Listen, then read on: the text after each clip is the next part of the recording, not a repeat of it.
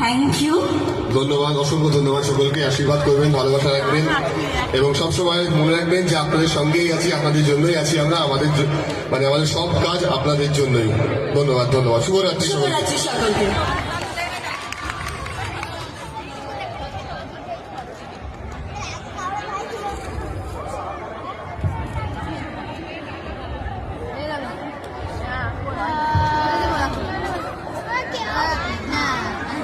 অনেক অনেক ধন্যবাদ উভয়কেই। আমাদের বিষ্ণুপুর